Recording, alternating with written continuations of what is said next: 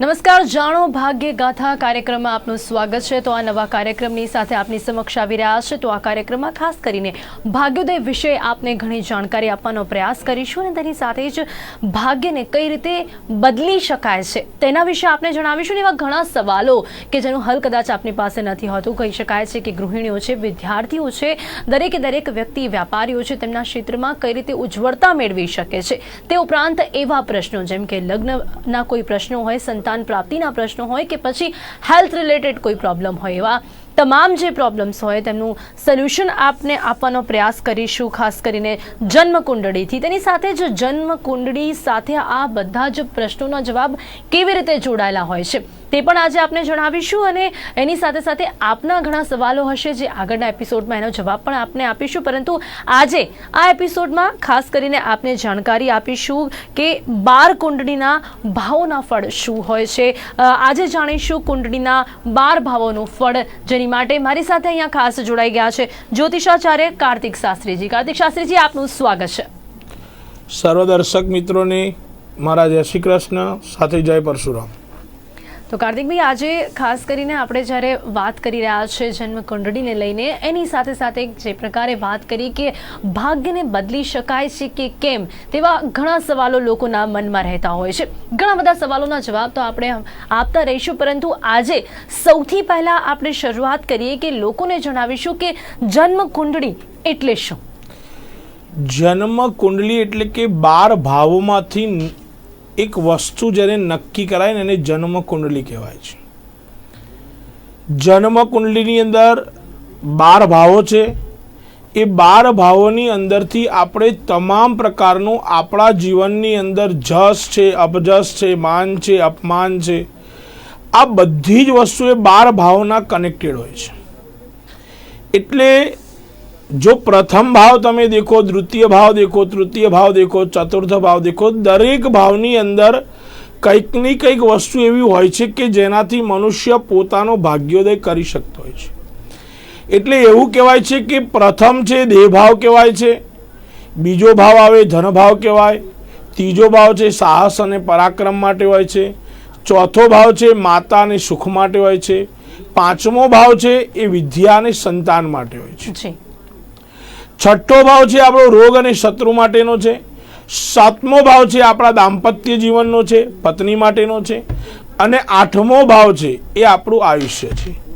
એટલે કે દેહ ભાવથી, એટલે કે પ્રથમ ભાવથી આઠમો ભાવ આયુષ્ય, એટલે કે માણસના જન્મથી મૃત્યુ સુધીના 8 ભાગો આપવામાં આવ્યા છે। આ ભાવ પ્રમાણે આપણે જન્મથી મૃત્યુ સુધીનું જાણી શકતા હોઈએ છીએ। એના પછીના બાકીના 4 ભાવ રહ્યા કે જે 4 ભાવો જે છે એમાં સૌથી પહેલું આવે છે આપણું ભાગ્ય। આપણે ગુજરાતીમાં પણ એવું કહીએ છીએ કે ભાગ્ય વિના નરત પાવત નાય। જો ભાગ્ય ના હોય તો આપણને આપણા જીવનમાં કોઈ પણ દિવસ જશની પ્રાપ્તિ થતી નથી। ઘણું ખરી મહેનતો કરતા હોઈએ પણ આપણને જશની પ્રાપ્તિ નથી થતી। એટલે કે 9મો ભાવ છે આપણું ભાગ્ય છે કે ભાગ્યને આપણે કેવી રીતે ખીલાવવાનું છે અને એના થકી આપણે આપણા જીવનમાં કેવી રીતે આગળ જઈ શકીએ છીએ। એના પછી આગળ જાણીએ તો આપણો 10મ ભાવ છે એ આપણું પિતા અને કર્મ ભુવન છે। એટલે કે જીવનમાં સારા કર્મ કરીએ તો પણ આપણે આપણો ભાગ્યોદય કરી શકતા હોઈએ છીએ। એટલે 10મ ભાવ છે એ કર્મનો ભાવ છે। 11મો ભાવ છે લાભસ્થાન છે।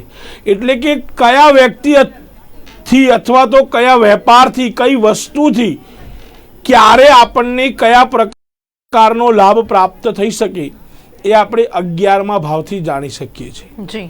અને 12મો ભાવ જે છે એ વ્યય સ્થાન કહેવામાં આવ્યું છે, ખર્ચનું સ્થાન કહેવામાં આવ્યું છે। એટલે કે આપણા જીવનની અંદર ઊંચ અને નીચ ક્યારે આવશે, ક્યારે આપણી આવકનું સ્તોત્ર વધી જશે અને ક્યારે આપણું આવકનું સ્તોત્ર ઘટી જશે, ક્યારે ખર્ચા ઉપર કંટ્રોલ કરવો છે અને ક્યારે નથી થવાનો, આ બધી જ વસ્તુ અનએક્સેપ્ટ જે આપણા જીવનની અંદર જે ખર્ચાઓ આવતા હોય છે, તકલીફો આવતી હોય છે, એ બધી જ 12મા સ્થાનમાંથી આપણે જોઈ શકતા હોઈએ છીએ।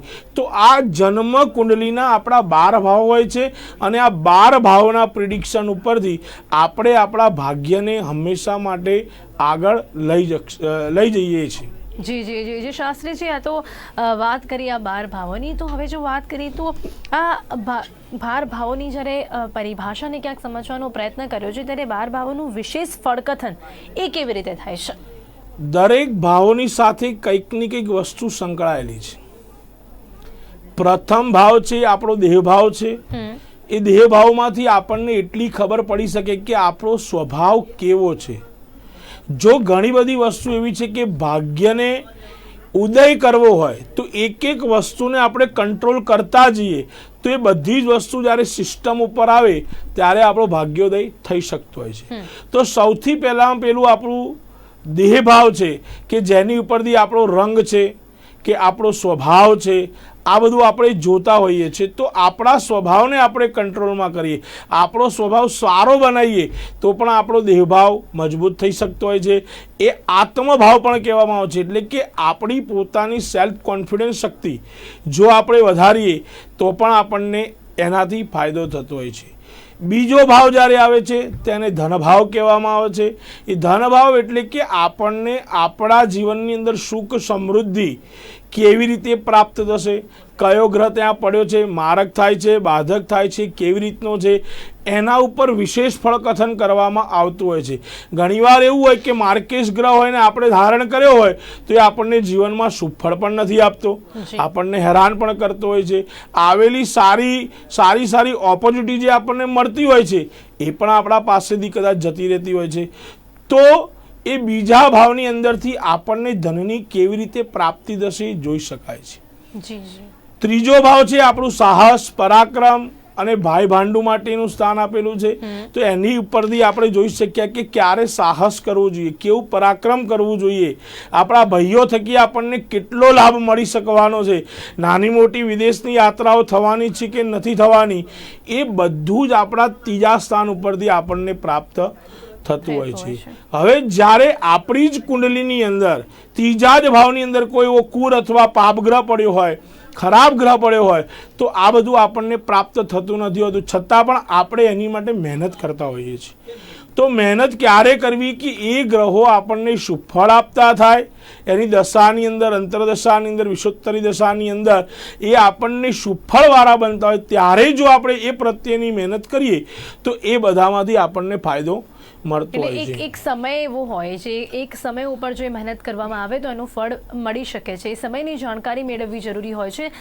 અહીંયા કહી શકાય છે જન્મ કુંડળી પરથી 100%. કારણ કે વિષોત્તરી દશાની અંદર, પ્રત્યંતર દશા અને અંતરદશાની અંદર જ્યારે તમે એને જોવા જાઓ છો અને એ ગ્રહોની દશા આવતી હોય અને એમાં પણ જો આપણને સુફળ આપવાવાળું બનતું હોય તો શીઘ્રતાથી આપણને ફળની અંદર પ્રાપ્તિ થતી હોય છે. અને ઘણીવાર આપણે એવું જોઈએ બી છે કે આજે સવારમાં ધાર્યું હોય અને અઠવાડિયાની અંદર કામ પરિપૂર્ણ થતું હોય તો એ ગ્રહોની અંતરદશા ચાલતી હોય તો આપણને એવા સારા ફળની પણ પ્રાપ્તિ એમાંથી મળતી હોય છે. હવે એનાથી આગળ આવીએ તો માતા અને સુખ ચોથું સ્થાન છે. ઘણા લોકો એવું કહે છે કે અમે જીવનમાં બહુ જ મહેનત કરીએ છીએ પણ અમને સુખની પ્રાપ્તિ નથી થતી. તો તમારા ચતુર્થ ભાવની અંદર જ્યારે ખરાબ ગ્રહો પડ્યા હોય છે ત્યારે તમારું સુખ હોય છે, તમે મહેનત વધારે કરો છતાં પણ તમને ફળની પ્રાપ્તિ નથી થતી હોતી. તો એ પણ જોવું પડે કે કયા ગ્રહોના દ્વારા આપણને આવું ફળ પ્રાપ્ત થાય છે. ચોથા સ્થાનમાં આપણો પડેલો ગ્રહ ક્યાંક ને ક્યાંક શુભ છે કે અશુભ છે એ બધી જાણકારી આપણે મેળવવી જોઈએ. એનાથી આગળ આવતા પંચમ સ્થાન છે વિદ્યા અને સંતાન. આપણે ઘણીવાર આપણા બાળકને બહુ જ પ્રેશરાઇઝથી ભણાવવાની ટ્રાય કરતા હોઈએ છીએ ને એની ઈચ્છા જ ના હોય જ્યારે ભણવાની, છતાં પણ આપણું એક પ્રેશર હોય કે ભણ્યા વગર આપણો ઉદ્ધાર નથી થવાનો, આમ છે કંઈક વસ્તુ બોલતા હોઈએ. પણ જ્યારે કુંડલીના પંચમ ભાવની અંદર કુરુગ્રહ પડ્યા હોય, પાપ ગ્રહો પડ્યા હોય તો એને વિદ્યા અભ્યાસ આપણી ઈચ્છા હોય કે એને કરાવવો છે પણ એ જ ગ્રહો એને વિદ્યાભ્યાસ કરવા પ્રેરિત ના કરતા હોય એવું પણ બની શકતું હોય છે. તો એ પણ જોવું જોઈએ કે નથી ભણતો તો એની પાછળનું કારણ કયા ગ્રહોના કારણ થાય છે. તેજસ્વીતા છે, ચાલાક છે, બધી જ વસ્તુ છે પણ ક્યાંક ને ક્યાંક વિદ્યા પ્રાપ્તિ કરવા માટે પાછળ પડ્યો છે કે પાછો રહી જાય છે. તો એની માટે આપણે વિશેષ જ્ઞાન ચર્ચા થવી જોઈએ કે કેના કારણે આ વસ્તુ થતી હોય છે. તો છઠ્ઠો નંબરનો જે ભાવ છે રોગ અને શત્રુ છે, કોર્ટ કચેરીનો ભાવ છે. જો અહીંયા આગળ પાપ ગ્રહો આવે તો આપણને આપણા જીવનની અંદર, આપણા શરીરની અંદર રોગોત્પત્તિ કરાવતા હોય છે. કેન્સર છે, કેવા જે પણ મોટા મોટા જે રોગો છે બધા છઠ્ઠા ભાવમાંથી ઉત્પન્ન થતા હોય છે. એટલે છઠ્ઠા ભાવની અંદર કયા કયા ગ્રહોની સંક્રમણ થાય છે એના જ કારણે આ બધા ગ્રહના કારણે આપણી કુંડલીની અંદર આ બધી વસ્તુ બનતી હોય છે. કોર્ટ કચેરીની અંદર જીતવું કે હારવું એ બધું છઠ્ઠા સ્થાનથી આપણે જોઈ શકતા હોય. સપ્તમ ભાવ એટલે આપણી પત્ની માટેનો છે અને દાંપત્ય જીવન માટે છે ને ભાગીદારી માટે છે. જી જી જી જી. ઘણા લોકો એવું કહે કે ભાઈ અમે લોકોએ ઘણી બધી ભાગીદારી કરી પણ અમને ભાગીદારીથી ફાયદો જ નથી થતો. પણ જ્યારે સપ્તમ સ્થાનનો કોઈ પણ ગ્રહ એવો હોય, એ પાપ ગ્રહ હોય અથવા માર્કેશ થઈને પડ્યો હોય તો એ તમને ક્યાંક ને ક્યાંક વેપાર ઉદ્યોગની અંદર તમને ડીલે કરાવતો હોય છે. હવે સાતમા સ્થાનની અંદર જ્યારે કેતુ પડ્યો હોય, કેતુ કોઈ પણ ગ્રહ નક્ષત્રમાં કેતુનો આવતો હોય કે અશ્વિની નક્ષત્રનો જે કેતુ કે ભાઈ મઘા નક્ષત્રનો કેતુ છે તો એ તમારા લગ્ન માટે ડીલે તમને 100% કરાવે, કારણ કે કેતુનું નક્ષત્ર ત્યાં આવે તો ડીલે પણ કરાવતું હોય છે. તો પત્નીથી ઘણીવાર વિયોગ થતો હોય, ઘણીવાર એવું કે સાતમે મંગળ છે તો પત્ની સાથે વિવાદો થતા હોય, રાહુ પડ્યો છે તો પણ પતિ પત્નીને વિવાદો થતા હોય. તો સાતમા સ્થાનથી પણ આપણને ઘણું બધી વસ્તુ જાણવા કુંડલી માટેથી મળતી હોય છે. તો એ પણ જોવું જરૂરી છે કે ક્યાંક ને ક્યાંક આવો બનાવ જે છે એ મારી કુંડલીના કારણે તો નથી થતો ને. એટલે ક્યાંક આપણે જાણીને પછી એનો હલ પણ લાવી શકીએ છીએ. જો આવું સતત બની રહ્યું હોય ઘણા પ્રયત્નો પછી તો આપણે ક્યાંક ગ્રહો પર એક નજર કરવી જોઈએ ને એ પરિસ્થિતિ જાણીને આપણે એનું હલ લાવી શકીએ છીએ. કોઈ પણ ગ્રહ જ્યારે પાપ ગ્રહ હોય ત્યારે તમે એની પૂજા ભક્તિ અર્ચના કરો છો તો એ શુભ ફળની તમને પ્રાપ્તિ કરાવતો હોય છે. તો ક્યાંક ને ક્યાંક તમારી જે અન્ડરસ્ટેન્ડિંગ ખોટી થતી હોય એ અન્ડરસ્ટેન્ડિંગને દૂર કરવાનો બનતો હોય છે. તો એવા જ પ્રશ્નોની અંદર આપણને સારા ફાયદાની પ્રાપ્તિ ત્યાંથી થઈ શકતી હોય છે. એના પછીનું આવે છે આઠમો ભાવ. આઠમો ભાવ એટલે આપણો આયુષ્યનો છે કે આપણું આયુષ્ય, એક્સિડન્ટ થવાના યોગો છે, ભય છે, આ છે, બધું જ આઠમા ભાવમાંથી ઉપર આપણે જોઈ શકતા હોઈએ છીએ. એટલે ક્યાંક ને ક્યાંક આપણો આઠમો ભાવ તો ખરાબ નથી, એ પણ આપણે આપણા જીવનમાં જોવો જોઈએ. હવે આ 12 ભાવોમાંથી 8 ભાવોનું તો વિશેષ ફળ કથન આપણે સાંભળ્યું, પણ એનાથી પણ વિશેષ ફળ કથન બાકીના 4 ભાવોની અંદર છે. જે તમારો જન્મ થયો તો છેલ્લે આયુષ્ય તમારા મૃત્યુ સુધીના 8 ભાગો તો પતી જાય, એની અંદર બધી જ વસ્તુ આવી જાય છે. ધન સંપત્તિ આવી જાય, સુખ આવી જાય, વિદ્યા આવી જાય, સંતાન આવી જાય, વેપાર આવી જાય, વિદેશ આવી જાય, પત્ની આવી જાય, રોગ આવી જાય, શત્રુ આવી જાય, અને છેલ્લું આયુષ્ય પણ આવી જાય છે. હવેના જે 4 સ્થાનો છે ને એ જ આપણા જીવનની અંદર બહુ જ મહત્વના છે. જી. સૌથી પહેલું છે આપણું ભાગ્ય.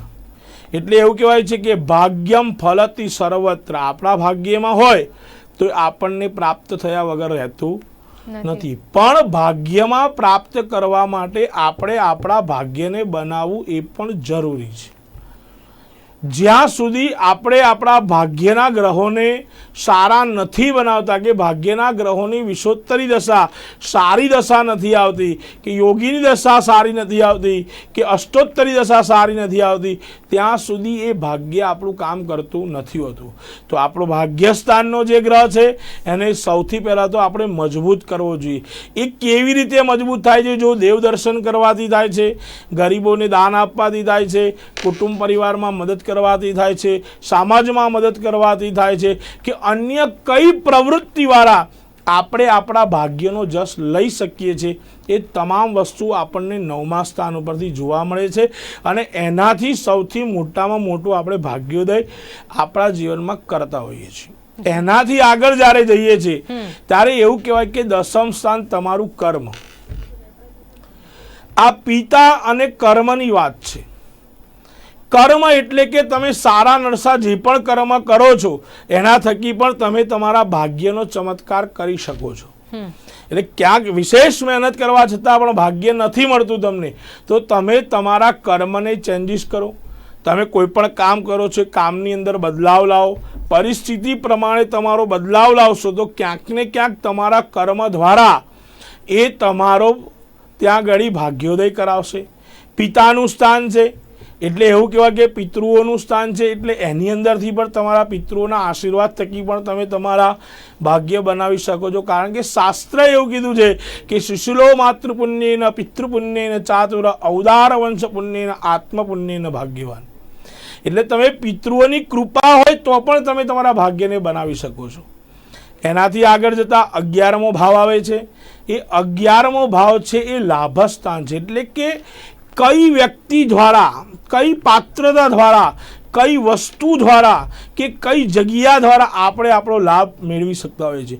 ઘણા લોકો એવું હોય છે કે અમદાવાદની હોય, અંદર રહેતા હોય તો એમને ફાયદો ના થાય, અમદાવાદની બહાર જતા હોય તો ફાયદો થાય. એટલે 11મું સ્થાન તમને બતાવે છે કે તમે ભાગ્ય પરિસ્થિતિ તમે કેવી રીતે બદલી શકો છો, કેવા વ્યક્તિત્વ દ્વારા તમને લાભ પ્રાપ્ત થઈ શકે છે, નુકસાન થઈ શકે છે, એ બધું જ તમને 11મા ભાવની અંદરથી જાણવા મળતું હોય છે. 12મો ભાવ છે વ્યય છે, જેલ છે. આ બધું 12મા ભાવમાંથી મળતું હોય છે. તો ક્યાંક આપણો પોતાનો ખર્ચાઓને કંટ્રોલ કરી અને એક આપણે આપણી સારી પ્રગતિ પણ ત્યાં આગળ બનાવી શકતા હોય. તો આવા કુંડલીના 12 ભાવો છે. દરેક ભાવની અંદરથી પોતાનું વસ્તુ રહેલી છે. જો એ પ્રમાણે મનુષ્ય પોતાના જીવનનું આચરણ કરે છે તો 100% ગ્રહો એમને શુભ ફળ પ્રાપ્ત કરતા હોય છે. જે વસ્તુની જ્યારે જેવી જરૂરિયાત છે તે પ્રમાણેના ગ્રહોની આપણે ઉપાસના કરવી જોઈએ, સાધના કરવી જોઈએ. તો એ પ્રમાણેનું આપણને આપણા જીવનની અંદર ફળની પ્રાપ્તિ થતી હોય છે. જેમ કે વિદ્યાવસ્થાની અંદર આપણી ઉંમર જ્યાં સુધી 22 વર્ષની થાય ત્યાં સુધી માં સરસ્વતીની જ કૃપા આપણી ઉપર હોવી જોઈએ. એટલે 5મ સ્થાન આપણું મજબૂત બનાવવું જોઈએ તો આપણને સારી વિદ્યાની પ્રાપ્તિ થાય. પછીનો જે સમય છે 22 થી 40 વર્ષની ઉંમર સુધીનો, તો ત્યારે આપણા ભાગ્યને અને ધનસ્થાનને આપણે મજબૂત બનાવવું જોઈએ. કેમ કે આપણું ભાગ્ય સારું હોય, આપણને સારું ધન મળે, એની પ્રાપ્તિ આપણને સારી થવી જોઈએ.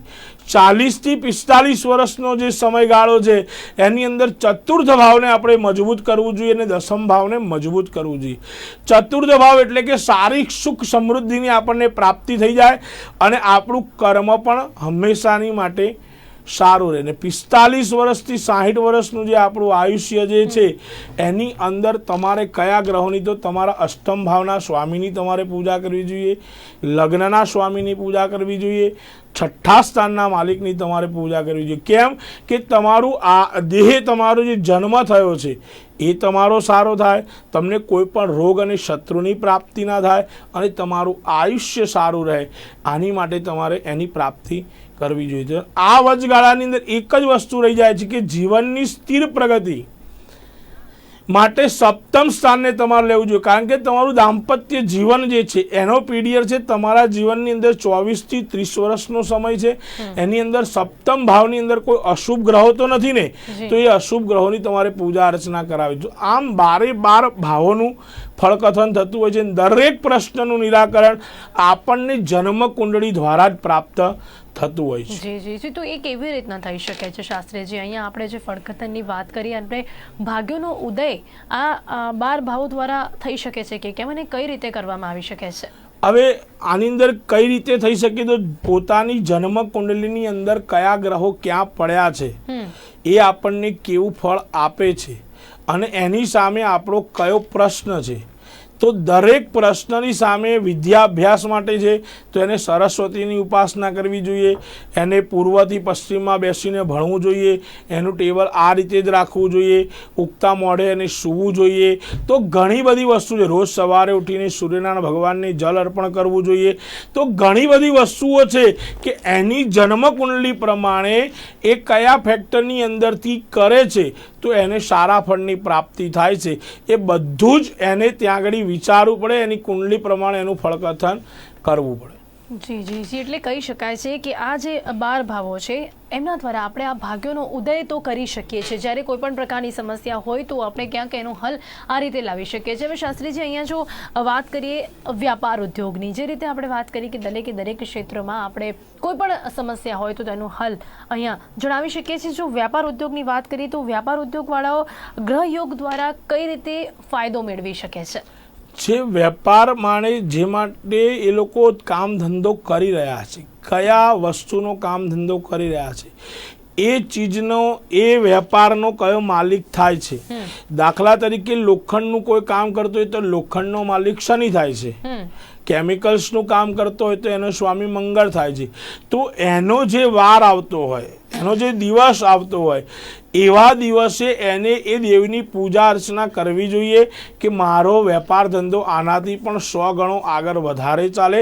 તો એ દેવની અને એ દેવ એની કુંડલીમાં કઈ જગ્યાએ પડ્યો છે, સાથે સાથે એ ગ્રહ પાપ ગ્રહ તો નથી ને, તો એ બધી જ વસ્તુને ધ્યાનમાં રાખી અને ક્યાંક ને ક્યાંક એની પૂજા અર્ચના કરવી જોઈએ. તો એના વેપાર ધંધાની અંદર પણ 100% વસ્તુ પ્રગતિ અપાવતો હોય છે. કારણ કે જેમ કે મંગળ છે, મંગળ એ પૃથ્વીનો કારક છે, તો પૃથ્વીમાંથી નીકળતી જે ખનિજ દ્રવ્યવાળી કોઈ પણ વસ્તુનો વેપાર ધંધો કરે છે તો એને મંગળનું પ્રાધાન તત્વ રાખી અને ત્યાં આગળ એને મંગળની પૂજા અર્ચના કરવી જોઈએ.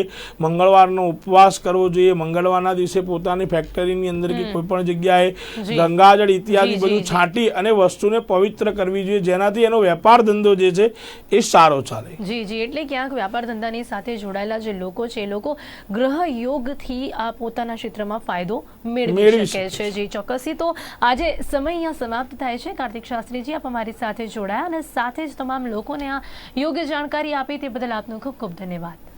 સર્વ દર્શક મિત્રોને મારા જય શ્રી કૃષ્ણ. દર્શક મિત્રો, આજે ખાસ કરીને આપણે જાણવાનો પ્રયાસ કર્યો છે કે કુંડળીના જે 12 ભાવો હોય છે તેનું ફળ શું હોય છે અને તેની સાથે સાથે આપને કોઈ સમસ્યા હોય તો તેનું હલ જન્મ કુંડળી દ્વારા કેવી રીતે મેળવી શકાય છે, શું હોય છે જન્મ કુંડળી અને કોઈ પણ પર્ટિક્યુલર સમય ઉપર કયા ગ્રહો ક્યાં છે તેના પરથી જાણકારી મેળવીને આપના જીવનની જે તે સમસ્યાઓ છે તેનો હલ આપ લાવી શકો છો અને તેની સાથે સાથે કઈ રીતે ભાગ્ય ઉદય થઈ શકે છે 12 ભાવો દ્વારા તે વિશે આજે આપને જણાવવાનો પ્રયાસ કર્યો છે. અત્યારે આ કાર્યક્રમમાં બસ આટલું જ. ફરીથી મળીશું. રજા આપશો. નમસ્કાર.